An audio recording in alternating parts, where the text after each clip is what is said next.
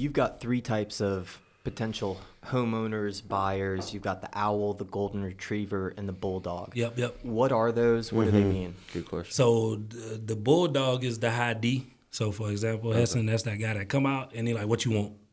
What you doing? That's that guy. To think about those people, to get them what they want, they need results in the time frame that you're going to get it for them. That's the pilot of the airplane. 100%. Exactly. Yeah. That's the pilot. Okay. Like, where we going? How fast can you get me there? Yeah. So with those homeowners, you can't go into details or you're going to discredit yourself. So you just got to be straight to the point with them.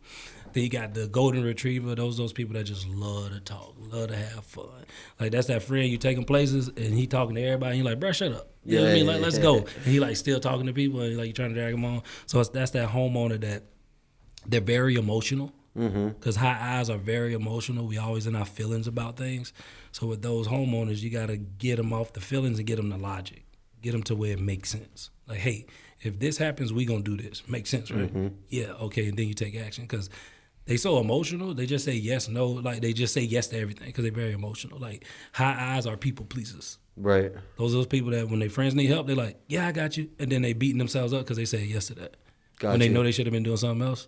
So you got to be really stern with the high eyes. And you got the owls, man, they just want the details. They just want to, and you got to reassure their intent so they not being nagging. They just want information because that's how they learn. Like my kid's mom, like I can't never get an answer out of her that day. I got to give her the answer, let her think about it, and then we talk about it 2 days later because it got a process.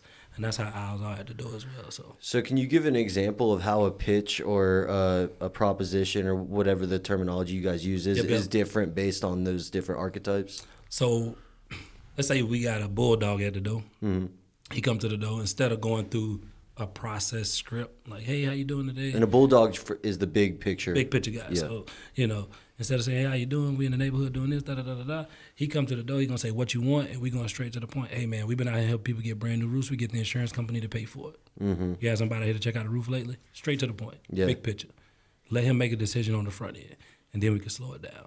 With the owl, we can be very detailed with them.